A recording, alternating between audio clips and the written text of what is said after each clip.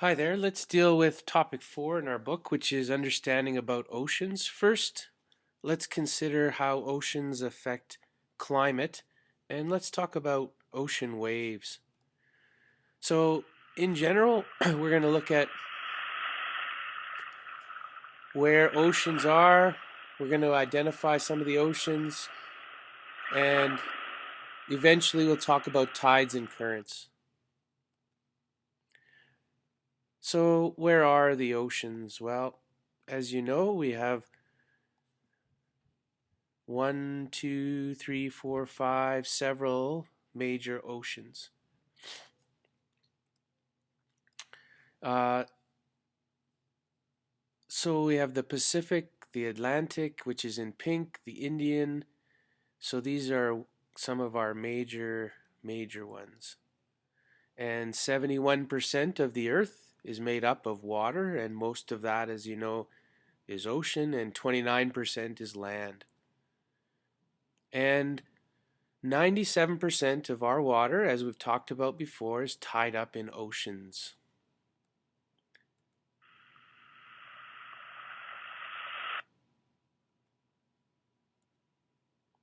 So, how do they all compare?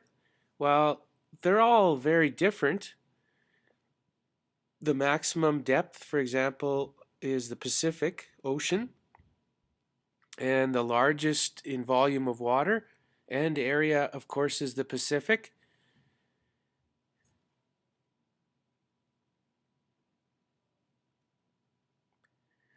Now, ocean depths vary depending on what's going on. And so this little thermographic picture shows you how, for example, you can map using color how deep different parts of the ocean are.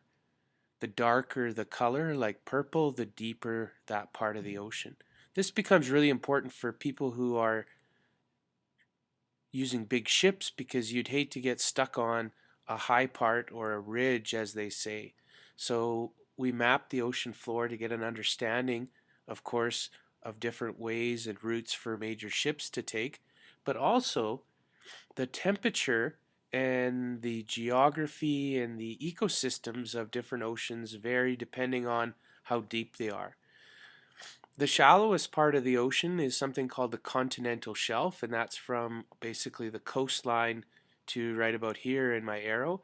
And then we have something called the continental slope, and then we have the deeper part and the abyss, which is the bottom of the ocean.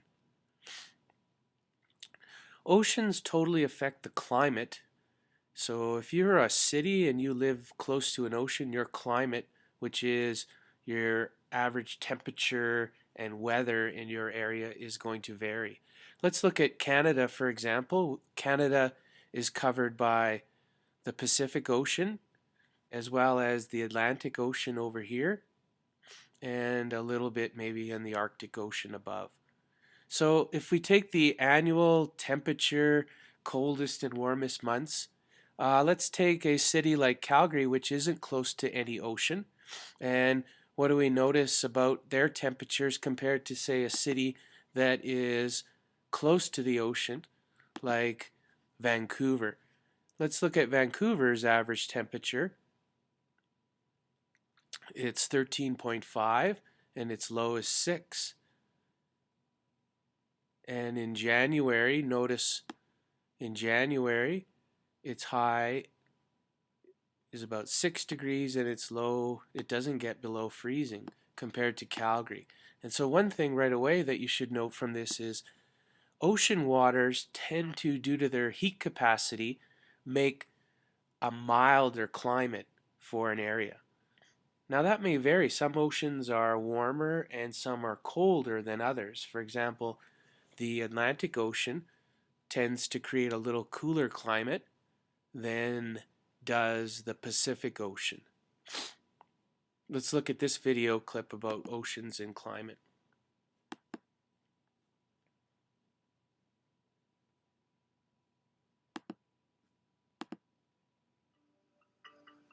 In the tropics, the atmosphere and ocean work together to determine climate patterns. At the ocean's surface, low-pressure regions form over warm waters, and high-pressure regions form over cool waters. Pressure differences cause air to flow out of high and into low-pressure regions, creating surface winds. Wind blowing over the sea creates ocean surface currents. These surface currents drive a circulation system deep in the ocean.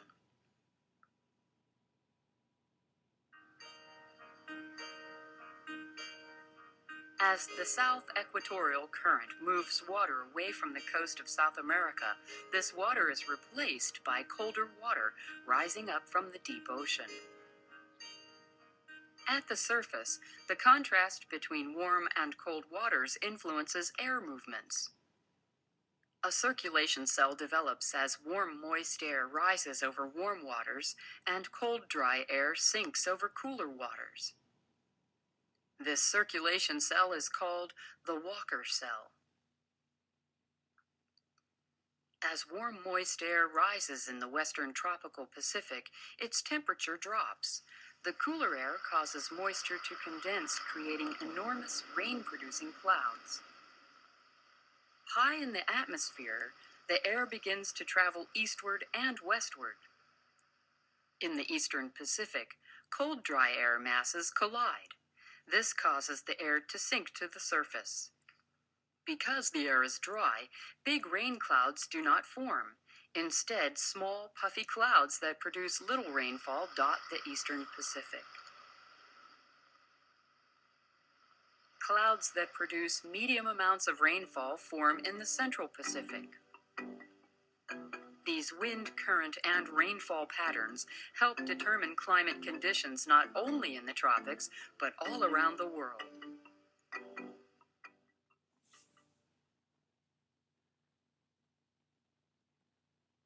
And so let's talk about waves before we get into other things in another section.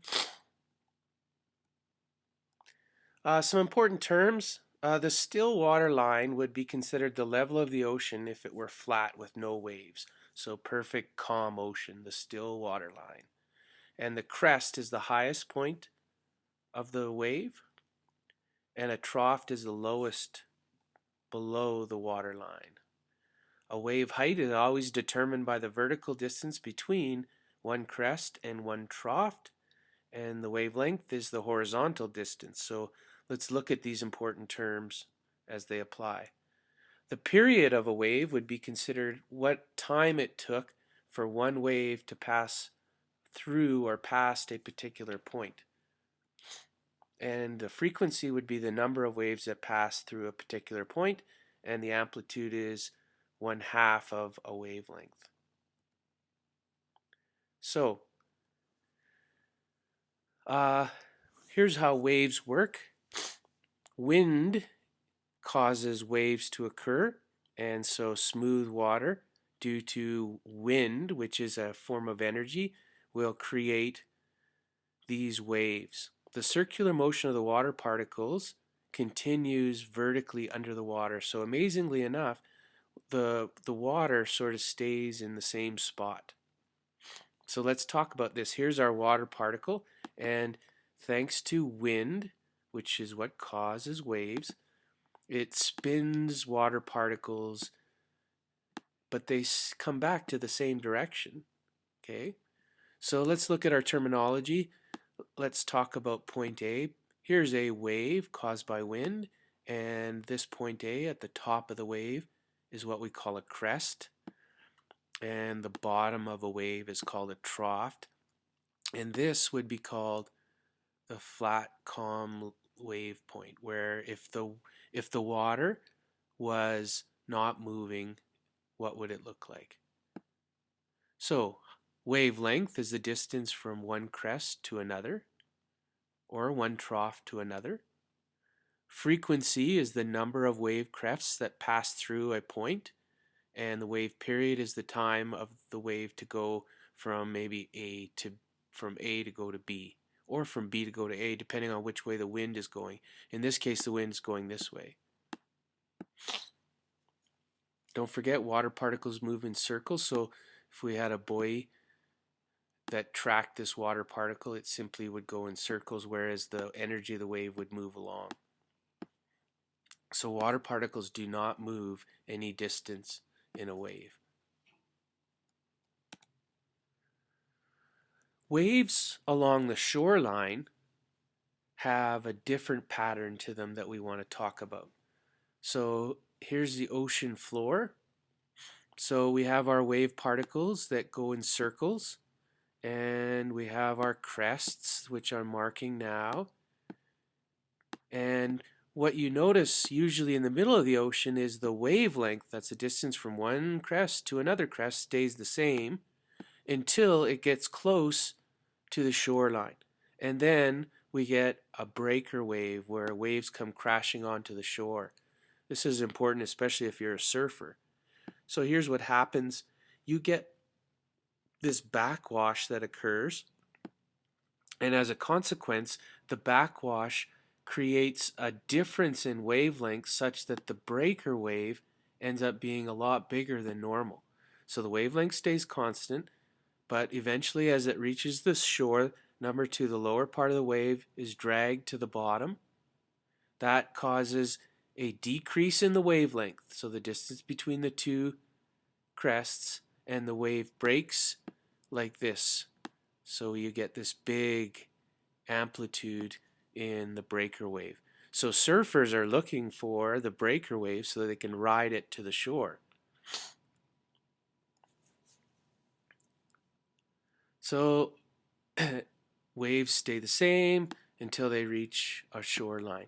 The steeper the shoreline, the bigger the breaker waves. So good surfing is usually in areas that have a steep beach slope, because that's going to give you greater backflow to help amplify this breaker wave. Now, tsunamis are not waves. Okay, a tsunami is a very large disturbance caused by a crack in the ocean floor. And so what happens is this usually goes down, it's caused by an earthquake, and this big swell of water moves things along. So really a tsunami is basically a bunch of extra water moved along. Now it looks pretty amazing once it reaches the shoreline because you get this massive breaker wave that we talked about before. Here's a whole wall of water heading towards people who were at the time in Thailand in 2004 when the big tsunami hit, and you can see all that water is going to swell over them. We've learned from the tsunami that happened on Boxing Day 2004, and there's different ways to build tsunami-proof houses. For example, have lots of doors facing the way the water is going to come in, so when it comes through the house, it has a way to go back without tearing up the structure. Water can go under, it can go over top, and hopefully the structure, which should be well anchored, will be safe. Waves can wreak havoc on the shoreline. If you look at the amount of erosion that could occur, like this tree and here, so if you own property or if you're a hotel, you need to try and protect against big breaker waves taking apart and eroding the shoreline. And so here's an example of that. What happens is you literally can have a whole hillside eroded by waves. So there are 3 techniques that I want to teach you to help protect shorelines from waves. One is a breakwater. And so what that is you have kind of a mini dam that protects the whole area, making this calm. So if your property was right here, then this breakwater would protect. Another is something called a groin, and that is what happens a lot of times is you get these longshore currents that come horizontal across after a wave, and that's a lot of what happens to the erosion. So these help stop all the longshore currents from taking your sandy beach away from you.